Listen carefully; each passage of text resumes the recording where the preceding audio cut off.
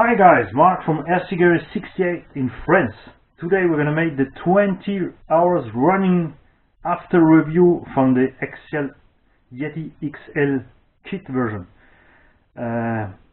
It's almost the same as the RTR version.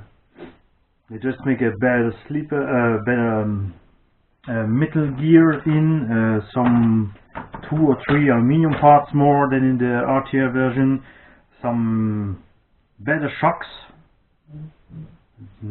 I'm gonna say it's really better. They looks over, but it's the same shocks that the RTR version. It's not just a very big upgrade. Just the shock shaft are maybe harder. And you will see some more. I review this car. We're gonna begin from the end of the car to the front of the car, and you will see Axial use most of their budget to build this car on the back, and some more you get on the front, some more you see that the budget is going out, and at least at the front they make 2 or 3 things were really not good. Also, 2 or 3 things were not the best, and one really big mistake. First, the cage is amazing. 20 hours running. I run this car really hard. I beat it on rocks, on mud, and everything I found, even on the hard surface. And this cage is still complete. I break nothing. It's all stock. The only thing I change is that I put the side panel from the body in the cage, because I really like the looks of this cage, and I turn the roof plates from front to back because I want to put some lights in, and I don't see the interest to have backlights but nothing to do front lights. So don't ask me why Axial do nothing for the front and make just something to put rear lights on. I don't know. In all case, this is really a good point from Axial. We're going through the wheels. The wheels are really good. I have run this truck in stone, in wood, and I have until 20 hours running. Nothing is cut on these tires. Nothing is unglued. The profile is still in one piece. These tiers are really good. Another good point for Axial. The other good point is the rear axle. First, the other car looks awesome with this rear axle. When you're jumping, the axle go really down to the terrain, and you have a real big suspension travel. I really like it. The other thing is the plastic they use are really strong. I break absolutely nothing on this rear axle. It's the original part since beginning. I break no output, I break no shaft, I break no differential, I break no bearing, nothing. What I do on the shaft since beginning is I extruded it with a plastic part here, and also on the opposite side I use just a moment. I have it here. No. Missing some parts. No one gets out. What happens here? So here it is. So on the other side of the parts of the shaft, I make it put a tube in to make it stronger. And I don't know if it's hit. The only thing that happens in 20 hours is that I just drill here the shaft, but not break it. I also no break the input or output here. It's really good quality from Axial. It's another point. Sorry for my German-English mix. You will see through the video. I maybe make some French-German-English mix. Sorry for that. I prepare nothing. I just put the camera on and fire on. Now the chassis part. The chassis is also good. I break nothing in the chassis. In the rock and stone and all what happens, I just scarf it on, but break really nothing.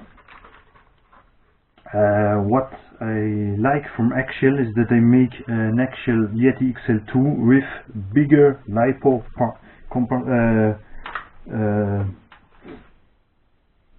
I lose the English word for it. The box, the lipo box is I find it a little way too small for such a big car. And Axial, why do you think that Traxxas or Team Magic or other car maker make the chassis this way? It's super easy because of this way. All the mud and water and snow go in the car and stay in the car.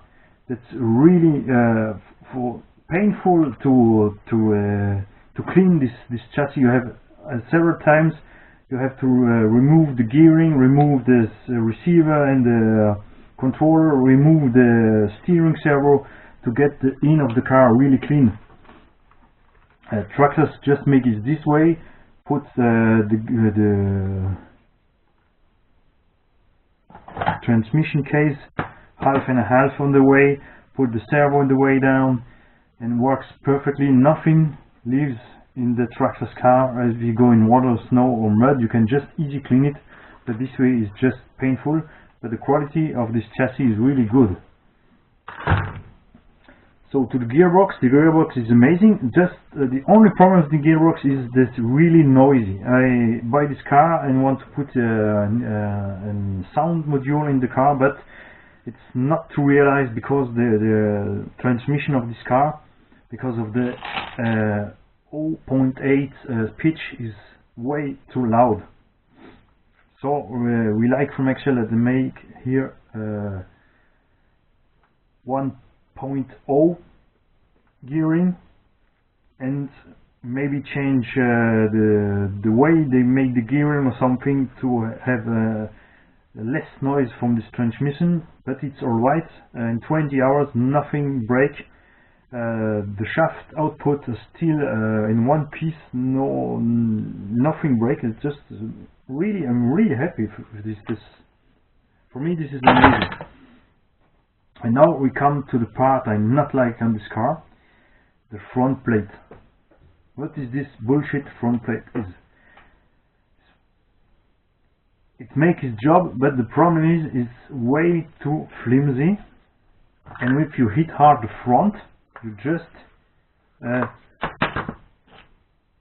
how to say, you have just 4M3 screw here, and the screw just go out from this part when you hit too hard, and there's nothing over to do.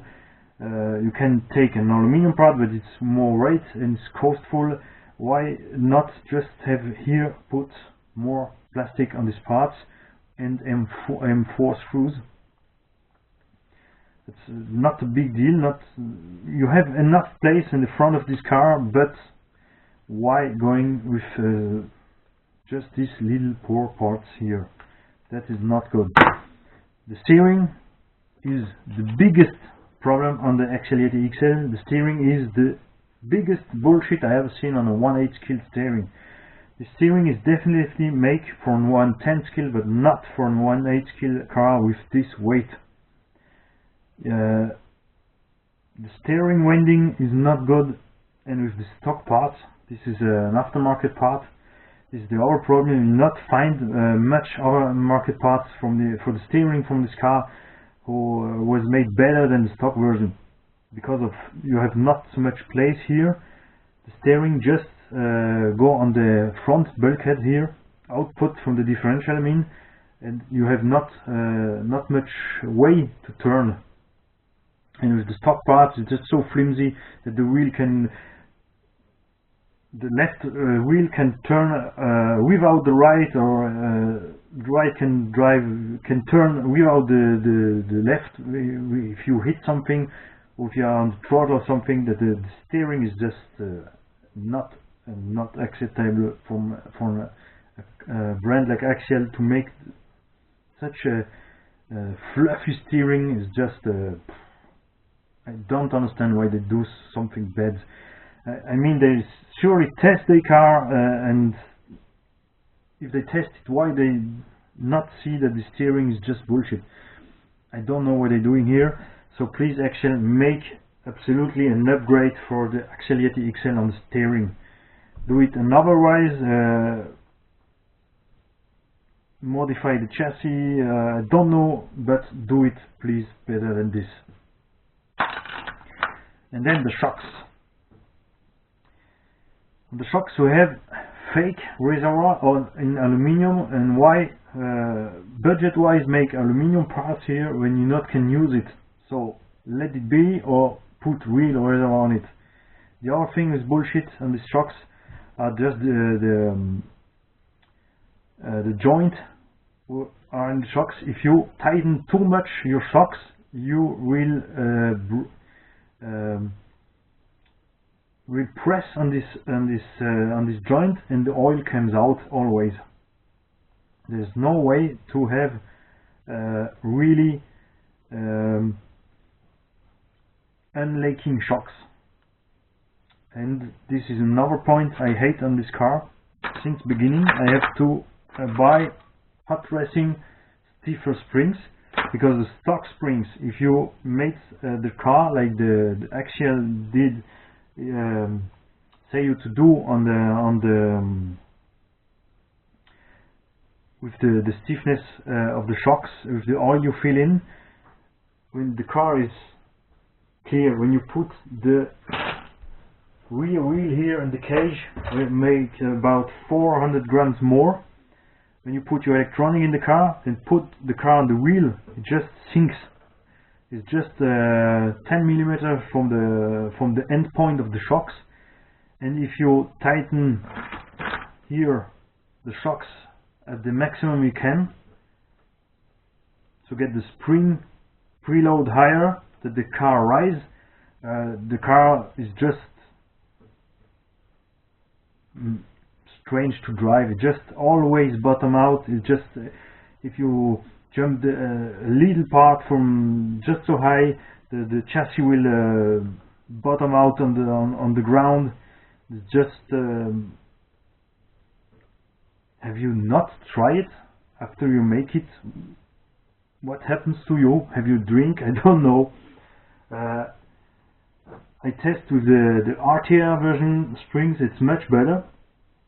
So I don't know, because the kit version is more weight, because so I don't know why Axial make softer springs on a heavier car. This is just another question to ask them. I don't know what you make. The suspension arms will break after 10 minutes running at the beginning, just on a straight line. I hit the throttle, the car goes high, I hit the brake, the car tapes down to the street, and I brake an A-arms.